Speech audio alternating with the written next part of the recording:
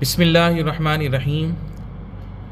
حضرت سلمہ رضی اللہ عنہا سے روایت ہے، مسلم شریف کی حدیث ہے، رسول اللہ صلی اللہ علیہ وآلہ وسلم نے ارشاد فرمایا، جب تم ماہ ذوالحجہ کا چاند دیکھ لو اور تم میں سے کسی کا قربانی کرنے کا ارادہ ہو تو اسے چاہیے کہ وہ جانور ذبح کرنے تک نہ اپنے جسم کے بال کاٹیں اور نہ ہی ناخن تراشیں۔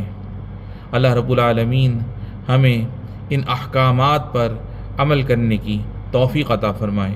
وآخر دعوانا ان الحمد للہ رب العالمین۔ بسم اللہ الرحمن الرحیم۔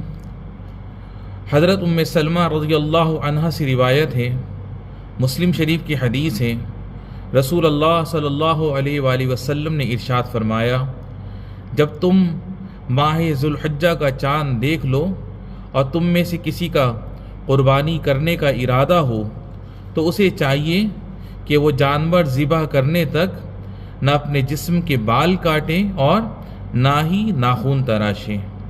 اللہ رب العالمین ہمیں ان احکامات پر عمل کرنے کی توفیق عطا فرمائے۔